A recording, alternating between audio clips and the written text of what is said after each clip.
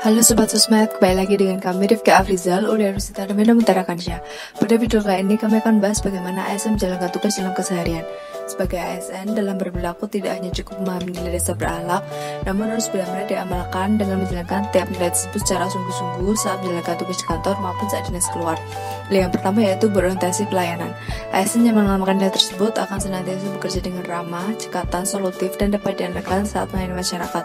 Perilaku yang dapat diterapkan saat menjalankan tugas sebagai ASN yang berorientasi adalah selalu ramah terhadap masyarakat dan dengan sabar melayani pertanyaan serta keluhan pelanggan. Responsif saat masyarakat menghubungi, maka dengan sigap dapat dikontak dan melaksanakan apa yang diinginkan masyarakat. Kemudian bekerja efektif dan efisien, membuat aplikasi-aplikasi dengan user interface yang mudah dimengerti dan mudah diakses, serta prosedur yang sederhana yang memudahkan masyarakat. Yang selanjutnya yaitu adil dan tidak diskriminatif. Pelayanan publik yang diselenggarakan oleh pemerintah tidak boleh dibedakan antara satu warga negara dengan warga negara yang lain. Kemudian senantiasa memperbaiki kualitas layanan sebagai wujud perbaikan tiada henti. Ada tempat untuk pengelolaan masyarakat saat ada keluhan dari masyarakat, makan mulai dengan lapang dada, serta senantiasa memperbaiki, membuat terobosan dan inovasi agar menjadi lebih baik. Selanjutnya itu melaksanakan survei kepuasan masyarakat minimal 1 tahun sekali dikarenakan kepuasan masyarakat menjadi nomor 1. Nilai selanjutnya adalah akuntabel. ASN yang menanggapi nilai akuntabel akan selalu senantiasa bertanggung jawab dalam melaksanakan tiap pekerjaan yang diberikan.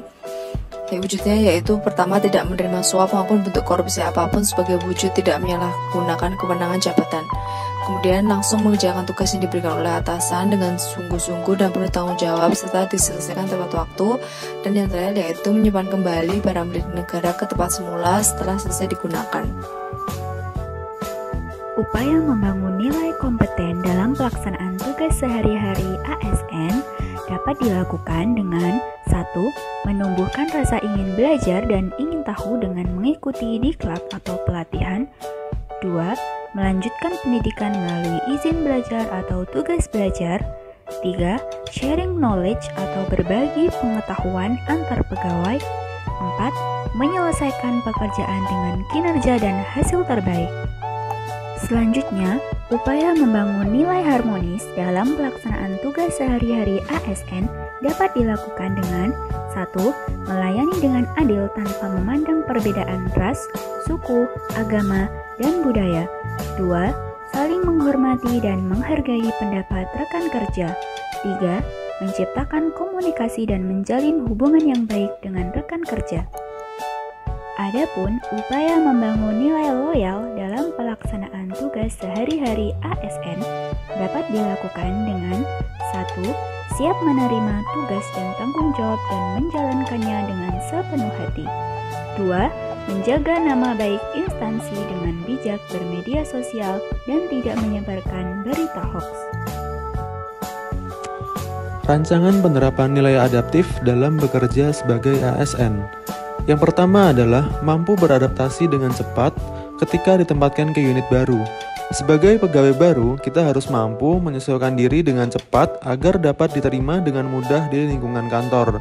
Kemudian yang kedua, mampu menyesuaikan diri ketika dihadapkan dengan kondisi yang selalu berubah. Seperti halnya setelah terbiasa bekerja WFH-WFO, sekarang kita harus bekerja dengan WFO secara penuh.